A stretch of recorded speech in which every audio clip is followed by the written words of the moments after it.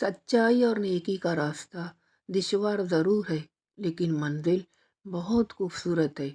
برائی کا راستہ آسان سہی، مگر منزل تباہی ہے۔ اللہ جن کے دلوں میں محبت ڈالتا ہے، ان میں باطل میں جھانکنے کی نظر بھی عطا کرتا ہے۔ اللہ تعالیٰ کو ہر وقت اپنے ساتھ سمجھنا افضل ترین ایمان ہے۔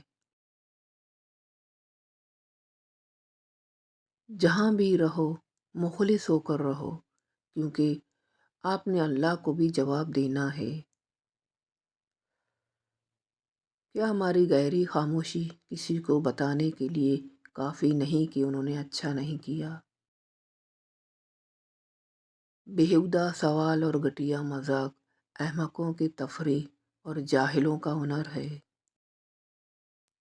انسان ہونا ہمارا انتخاب نہیں ہے، قدرت کی عطا ہے، لیکن ہمارے اندر انسانیت قائم رکھنا ہمارا انتخاب ہے۔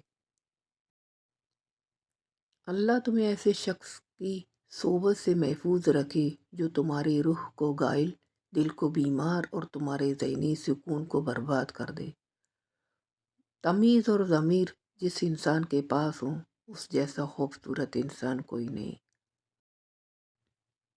شادی شدہ زندگی بھی کشمیر کی طرح ہوتی ہے، دیکھنے میں بڑی خوبصورت ہوتی ہے، مگر لڑائی کا خطرہ 24 گھنٹے رہتا ہے۔ ذہنی سکون کے لیے کچھ لوگوں کو نظر انداز کرنا کمزوری نہیں، عقل مندی ہے۔